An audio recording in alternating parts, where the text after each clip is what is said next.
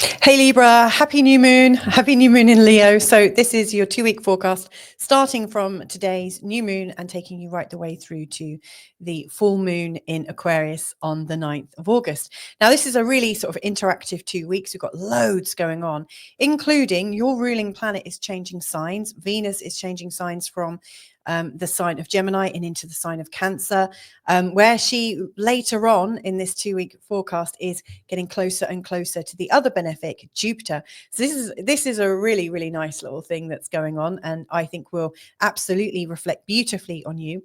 But what I'm going to be really sort of examining is the theme of inner renewal, the theme of soul unmasking, the theme right now that the false self is dropping away, and that there is this kind of remembrance, this return to who we're meant to be.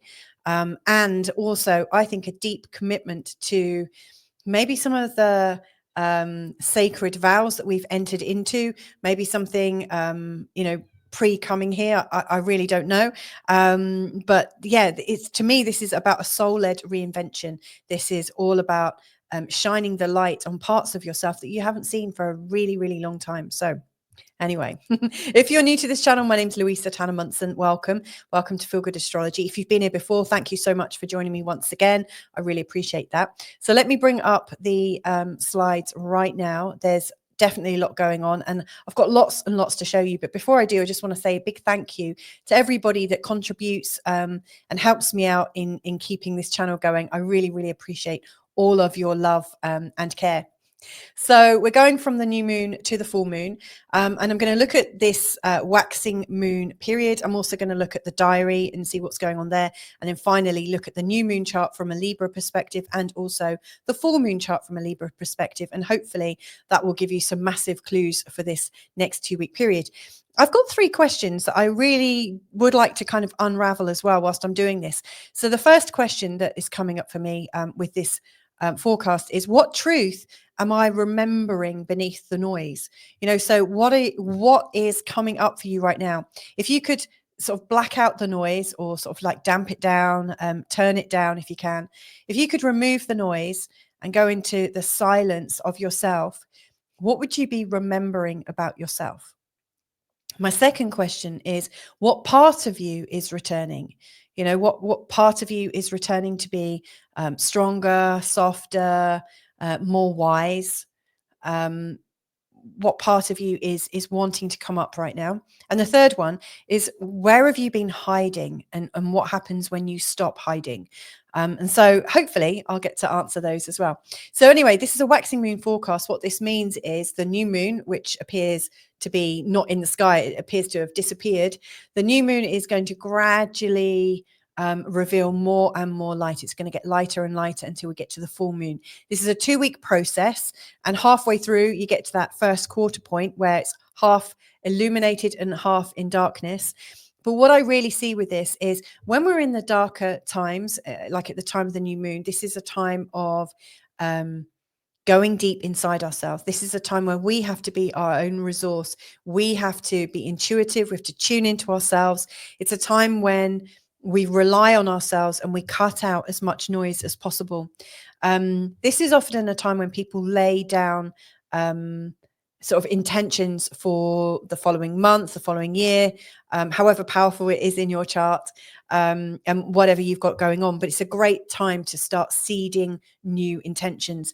And very much like when you sow a seed into your garden. I love gardening.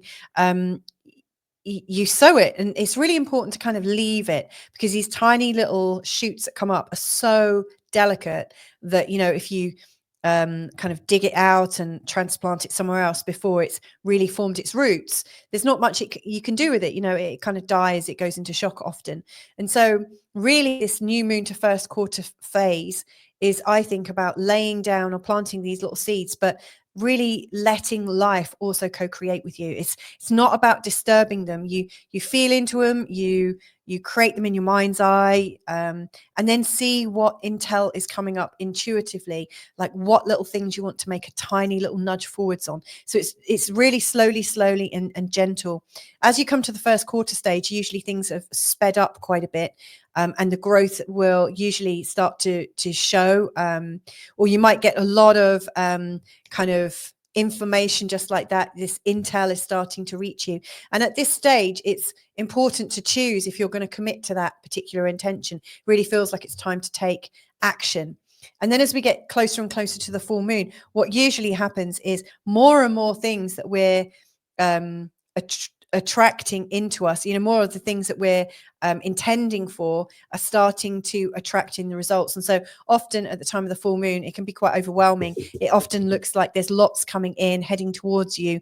And yeah, it can be a little bit crazy. Now, if we look at this from the perspective of the diary, you see that there's not much going on over here. We've got a couple of planetary changes on the 31st. That's when Venus is changing signs. And we've also got Mars going into Libra. The sun in opposition to Pluto is, I think, a big deal. It happens once a year, so it's not completely rare or anything like that.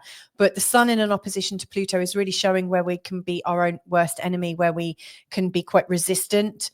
And of course, the moment we're being resistant, it's stopping us from being free. It's really narrowing down our possibilities.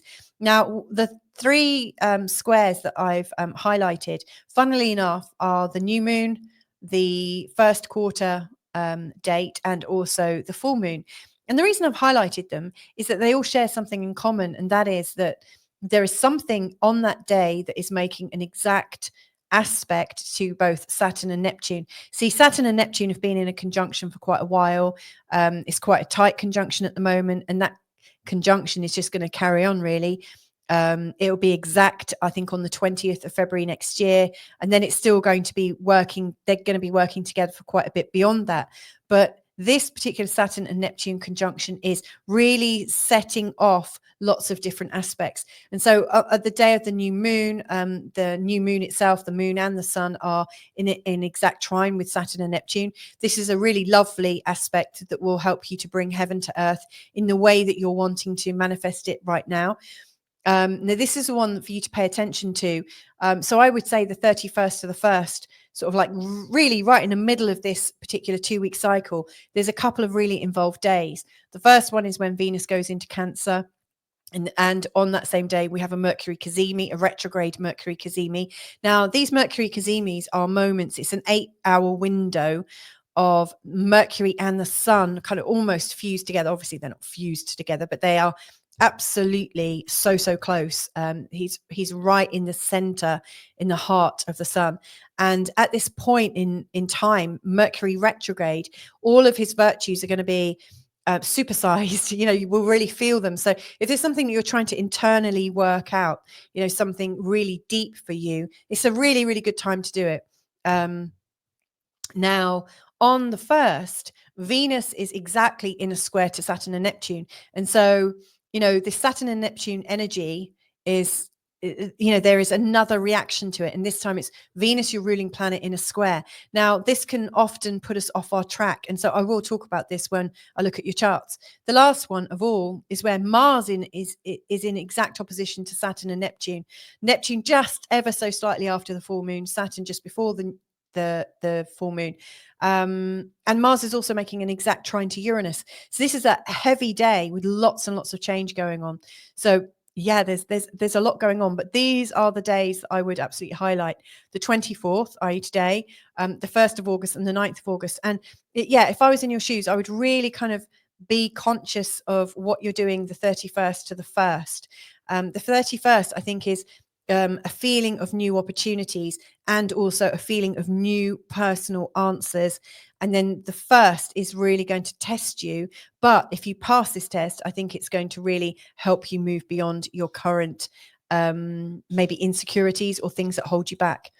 So the new moon forecast, the new moon chart from a Libra perspective, you can see it here. The new moon is really emphasizing your 11th house. You've also got Mercury retrograde here in the 11th house too. And you'll see that they're both in an opposition to Pluto in the 5th house.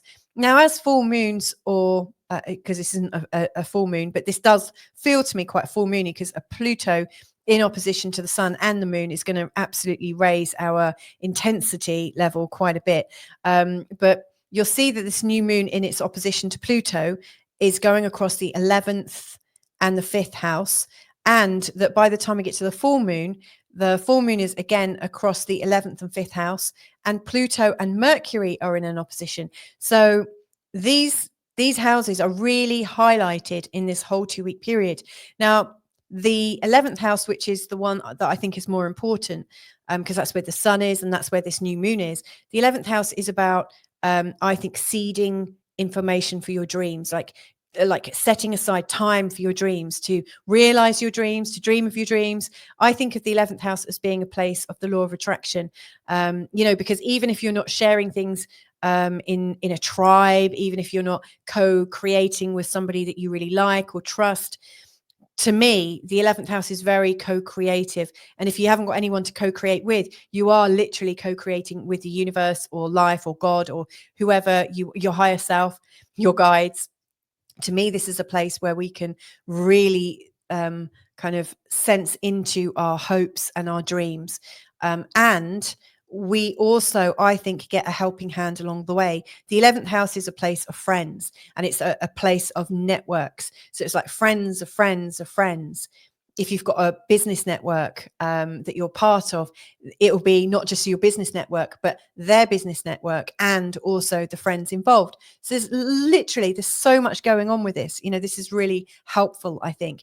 So this new moon is giving you an opportunity to move much further and deeper into your dreams and into some kind of, I don't want to say global vision necessarily, but a vision that you're really, really passionate for. Now, Mercury going retrograde here, I think, is you getting back into an alignment. So I often think that Mercury whizzes around so fast that we often don't really get the chance to fully appreciate the gifts that he is bringing us in each sign. And so this retrograde in the sign of Leo is, I think, really helping you to realize where you've given your sovereignty away, where you've not been powerful enough in yourself. And it's really calling you back into action. Interestingly, he's coming back very close to the new moon place when he goes into his opposition with Pluto. So yeah, Mercury is quite an important player here. I think he's reminding you of your sovereignty. I think he's reminding you that you're a child of God, or that you are a divine manifester. I really just feel that there is something very deep and helpful going on here. Now, on a really sort of practical level, if you are working with things like education funds, NGOs and things where there's lots of funding available, like if you've got a vision that could really help the community, this is a really good new start for you, because this could help you get a bundle of cash. I really think this is a place where you can have so much more influence than usual. Now, the great thing about this, again, I mentioned this at the start, the position of Saturn and Neptune. Saturn and Neptune are going to be together in your 7th house for quite some time. They are actually nipping back into Pisces later on this year, but by January, Neptune is back in Aries, and by February, Saturn is back, but they're always in that conjunction. To me, what's really going on here is that there is a revolution in terms of your relationships, your relationship expectations. And I love this, that, we've got this trine between these two conjunctions going from the 7th house of partners and relationships to networks and dreams and visions. So I don't know what it is that you're manifesting for yourself in your life right now, but to me, it feels like anything to do with partnership and creating a kind of vision for not just you, but for many. I think that's really highly starred right now. There's so much planetary influence to help you with this. Now, you'll see that Venus is here at the start of this forecast period, and at the end of it, she's moved over here. So we don't actually get to see the mid chart of when she's at just gone into the sign of Cancer, but she's doing that on the 31st. And you'll see the very next day she's in a square to Saturn and a square to Neptune. To me, this is important, first of all, because your Venus is the ruling planet of, it's Libra's ruling planet. And Venus is going into the top spot in the 10th house. The 10th house is about your career. You've got Jupiter there as well. And Jupiter is a massive manifester. So Venus and Jupiter, the two benefics in your 10th house, I think is super helpful, really, really helpful. So, I mean, I think you're heading in the right direction. But when she comes over, to me, this is an invitation for you to see your greatness. This is an invitation for you to also recognize that everything works so much more smoothly with grace and charm and connection. And what's the word I'm looking for? I can't think of it. But to me, she is a smoothing element. She's like, the sort of fiber you might need to smooth your transit, like your transit time. She is kind of lubricating everything in terms of your career. She's really helpful. But in this square to Saturn, she may well be feeling a bit lonely. Venus and Saturn in a difficult energy can often show us where we don't feel worthy enough, where we don't feel connected, where we feel disconnected, where we feel shut out. And so what I'm getting here is this sense of, my career is really fun. It's taking me in this new direction. I feel like I'm about to get rewarded. And yet this isn't working for my relationship. This isn't working for the people around me. Or maybe they're not supportive. To me, it feels like there's a sensation of you're getting what you're wanting, and yet the people that you rely on for support, or the people that you love to have in your life, are just not that enthusiastic. And so there's a real sort of conflict there. And then with Venus and the square to Neptune, there's also this sense of disillusionment, this sort of disengagement, like, oh my goodness, how could I have got it wrong? And you could really easily turn it inward. Neptune is a massive guilt thrower and a guilt catcher. So my advice for you, lovely Libra person, is to not take it too seriously around the first, because Venus is going to move beyond this quite quickly. And in fact, within a week, Venus is going to be in a conjunction with Jupiter. She still hasn't, it's an applying conjunction, so it's super strong.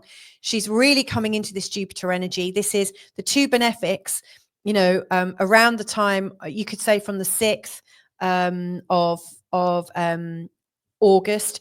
She's already in a conjunction with Jupiter, and she's going to be in a conjunction with Jupiter thereafter. This is a really, really lucky and fortunate time. And if you're still holding on to the kind of ashes of your old upset about not being good enough, if that's really coming up, and if that energy is kind of lingering around you, this is going to really not work well with this Jupiter and Venus energy. My advice to you is, the moment you start to feel like you're not good enough, kind of step out of it, get out of the environment that you were in when you had that thought, have a bath, have a shower, change your clothes, put something else on. It's really important that you freshen your energy out of, I don't deserve this, or how is that even possible? Any of those kind of deletery things that you might say about yourself, step out of them, get rid of that energy and start over, and be absolutely in a place, almost rigidly in a place of, I am a positive manifester. Because if you dial this back to the new moon in Leo, you know that there is this new start coming, and this new start is going to really suit you and really help you. And as you're coming into the full moon in Aquarius, there's lots to get your knickers in a twist about, but this is so strong, and this is your ruling planet. And I just think if you allow yourself to be distracted, this time frame might get wasted or kind of ignored. Because the full moon in Aquarius with Mars right on your ascendant in an exact opposition to Saturn and Neptune on the descendant is, I think, rocking your relationships. To me, it's like you're feeling a lot more out there, ready to take action. You're feeling a lot more gung-ho. You're ready to make a big transformation for yourself. And Venus and Jupiter are all lined up to help you. And, Uranus and Pluto are working beautifully with Mars. And yet it just feels like there's this soul-sucking rejection, or this negation of your skills, or a negation of, it's almost like, you realize that maybe the people around you don't love you unconditionally. It feels like they love you conditionally. They love you for when you're not excelling. They love you for when you're not flying high. That's how it may well feel. And so everything you can do to kind of allow this to pass without having to go into the sadness of it, without going into the past. I really feel that, if you look back into your past for unworthiness, or if you look back in the past for evidence of why you're going to fail, you'll find loads and loads of evidence. But I mean, if you were to look into the past of times when you succeeded, you would actually find loads of times when you've succeeded at life as well. And so I really think it's a matter of what the prevailing energy is at the time. And at the time of the full moon, it is stressing us all out to, I think, weed out the strong from the weak. It's really seeing who is up to the challenge of facing themselves and who isn't. And so my advice is, dear Libra, face yourself. Know that you can do this. Know that this is just another step towards a complete restart of how you're doing your life. To me, there is a really great new energy really coming in to help you feel a lot more sovereign in yourself. So yeah, there's a lot of information there. I have also recorded some material about your love life during this time, and also your money possibilities as well. And so what I've done, this is something I give to my members, but I've put them together in a small little micro video, and that video is just about to follow. So don't forget to click there if you would like a little bit more from me about love and money. Lots of love to you. Take care and catch you next time. Bye for now.